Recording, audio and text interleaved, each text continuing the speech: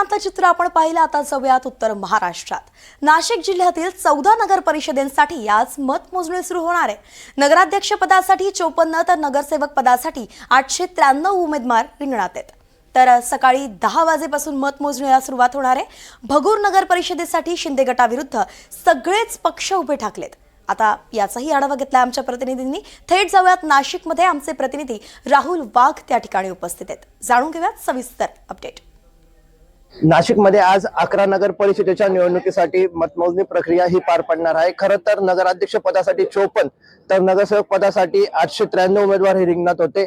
परंतु आता अशातच आपण आता भगूरच्या मतमोजणी केंद्राजवळ आहोत आणि या ठिकाणी 8 मतमोजणीसाठी टेबल लावण्यात आलेले आहेत. 9 वाजता स्ट्रॉंग रूम हा उघडण्यात येणार आहे आणि 10 वाजता मतमोजणीला सुरुवात होणार आहे. खरं तर आपण या ठिकाणी जर बघितलं तर संपूर्ण तयारी ही प्रशासनाच्या वतीने करण्यात आलेली आहे. या ठिकाणी शिंदे गटाच्या विरुद्ध सर्व पक्ष हे उभे टाकले होते. परंतु आता या ठिकाणी काय होतं हे बघणं महत्वाचं ठरणार आहे. राहुल वाघ, NDTV मराठी, नाशिक.